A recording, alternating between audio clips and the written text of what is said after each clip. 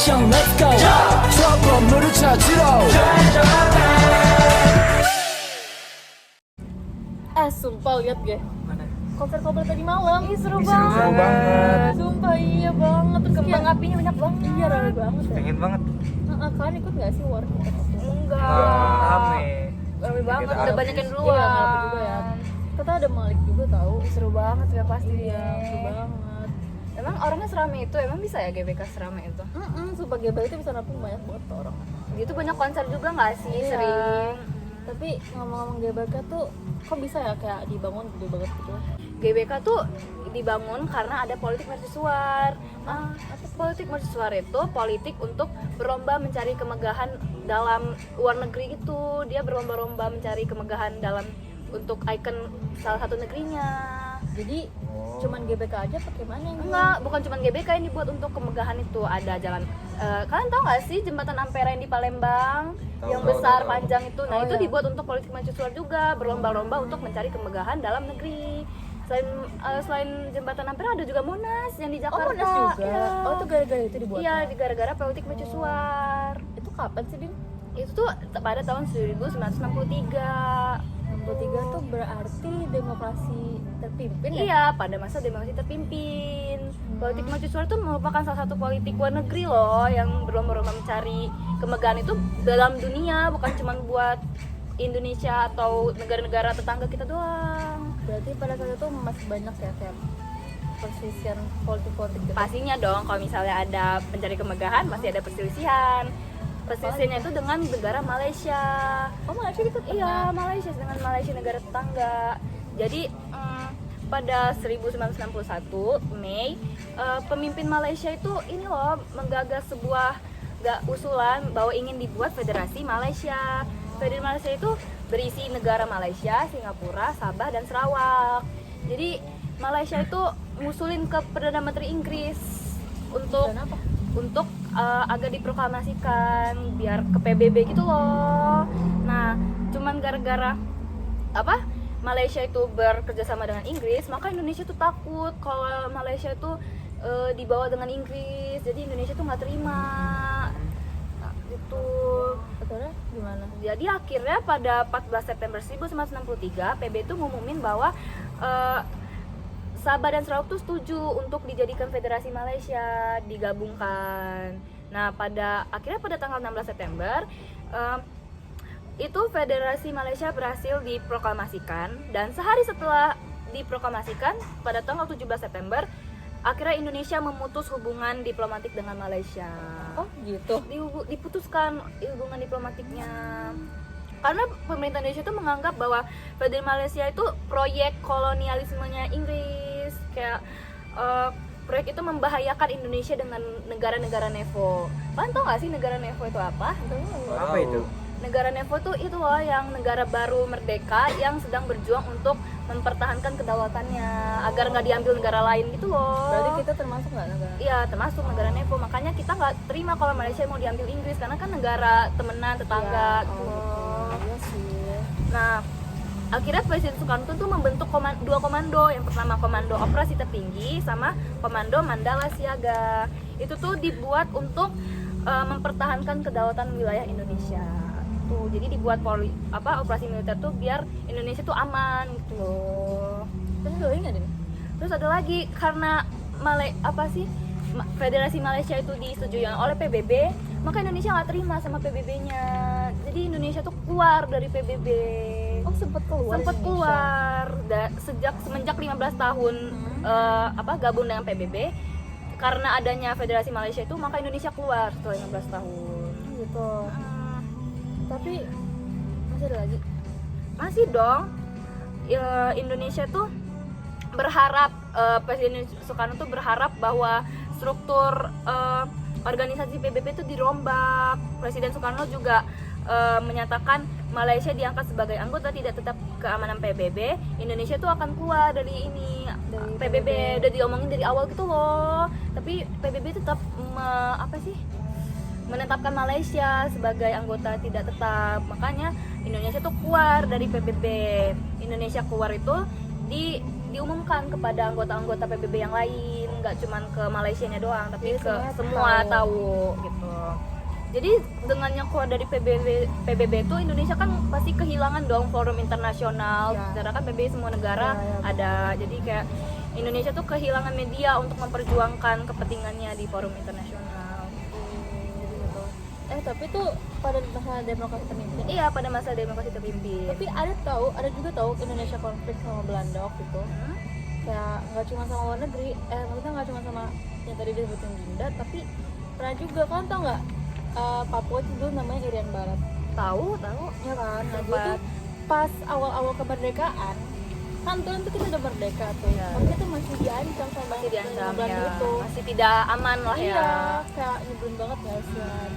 Kayak Belanda itu tuh dia tuh nggak mau ngaku kalau Irian Barat tuh wilayah Indonesia, Ya ampun. karena kayak nggak tahu, terus kayak Indonesia tuh tetap bersikeras kalau Irian Barat tuh wilayah kita kan. Jadi kita tuh ngelakuin banyak banget upaya kan buat merebut kembali Irian Barat dari tangan Belanda. Pertama tuh kayak ada konferensi meja bundar, terus juga negosiasi. Terus pada akhirnya Indonesia tuh minta tolong sama Uni Soviet. Uni Soviet tuh dulu bantuin kita tau. Dulu tuh mereka tuh kasih pasukan senjata buat tentara-tentara kita. Terus makanya negara-negara pada takut kan sama kita. Terus juga dulu ada itu namanya Trikora tuh Tri Komandan Rakyat. Itu emang operasi buat pembebasan Irian Barat gitu deh. Nah terus gara-gara itu akhirnya kan bayinya itu terus jalan buntu nih, negosiasi nggak mau. Terus konferensi meja bundar juga Belandanya nggak mau. Akhirnya karena operasi itu akhirnya Indonesia bisa dapat lagi Irian Barat itu. Itu kayak lama banget dari Agustus 1949 itu baru direbutnya kapan ya, pokoknya 1963 itu Lama kan. banget. Lebih dari 10 tahun. Iya, di pada tiap tanggal 1 Mei itu 1963 itu diperingatin sebagai pembebasan Irian Barat, karena kayak kita harus mengingatkan Irian Barat tuh atau Papua masih wilayah kita. Nah, jadi kayak gitu deh. Itu susah banget kan Ngerebutnya dari Belanda yang pernah menjajah kita loh. Bener banget. Berarti sama aja kayak masih dijajah Belanda nggak sih, walaupun Makanya. Belanda masih berusaha memperebutkan wilayah kita. Padahal kan kita tuh Mereka udah lepas dari penjajahan Belanda juga yang dulu. Ada juga masa transisi. Apa tuh masa transisi? Masa transisi. Apa dok? Demokrasi liberal Hah? Apa tuh? yang terpimpin itu. Ya gimana tuh? Gimana Gimana tuh? dok? Masa demokrasi terpimpin dimulai sejak pembacaan dekret Presiden 5 Juli 1959 hingga akhir kekuasaan Presiden Soekarno. Ada juga konsepsi Presiden 1957. Pokok-pokok pemikiran dalam konsep Presiden 1957, pemberlakuan sistem demokrasi terpimpin yang didukung oleh kekuatan politik yang mencerminkan aspirasi rakyat secara seimbang. Pembentukan kabinet gotong royong berdasarkan perimbangan kekuatan masyarakat. Kabinet terdiri atas wakil-wakil partai politik dan kekuatan politik baru yang disebut dengan golongan karya. Kembali ke UUD 1945. Pembahasan tersebut berlanjut dengan pemungutan suara mengenai usulan konstitusi negara. Terbitnya Dekret Presiden 5 Juli 1959, pembubaran konstituante, tidak berlakunya UUDS, dan berlakunya kembali UUD 1945. Berarti 1950 yang tidak jadi dipakai. Iya, nggak pada jadi. dekret itu.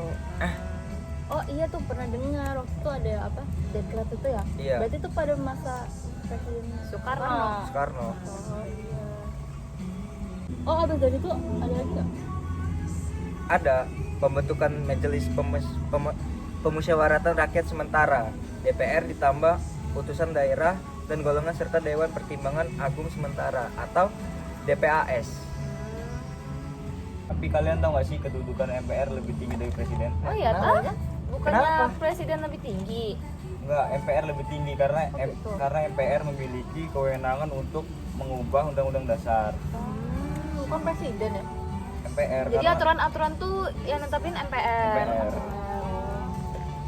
Karena tindakan hukum bagi seluruh tindakan pemerintah termasuk presiden. Selain itu MPR juga memiliki kewenangan untuk memilih presiden dan wakil presiden.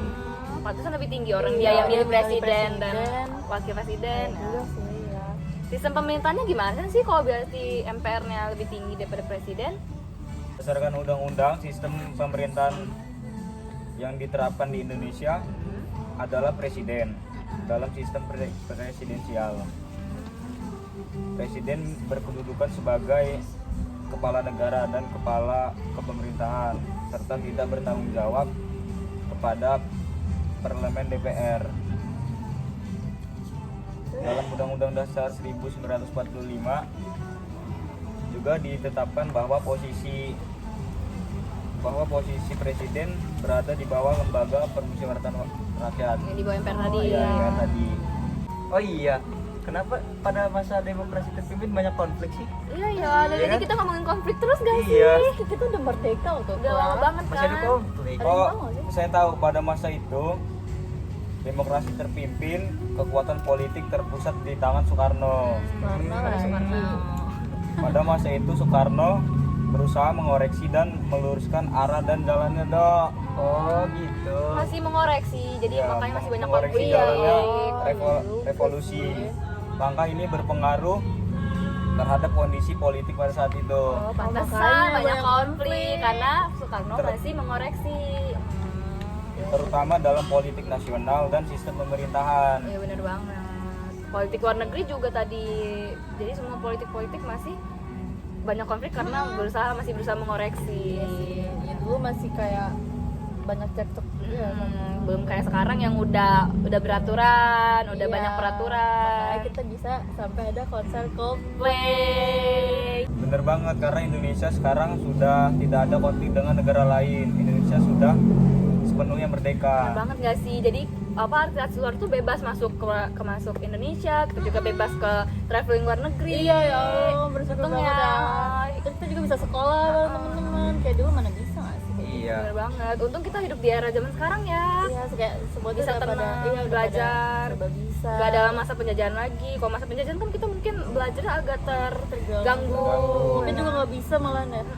Kalau misalnya kita hidup di era zaman dulu, mungkin kita nggak bisa belajar sama Bu Novi nggak sih sejarah Iya. Indonesia? Sejarah Indonesia. Kita bersyukur banget ya. Ya hidup di zaman sekarang. Ya alhamdulillah lah semuanya sudah selesai penjajahannya. Ya udah segitu dulu ya teman-teman ngobrol-ngobrolnya. Dadah. Dadah. Udah. 트레저와 함께 달려 Ready for action, let's go 처음 물을 찾으러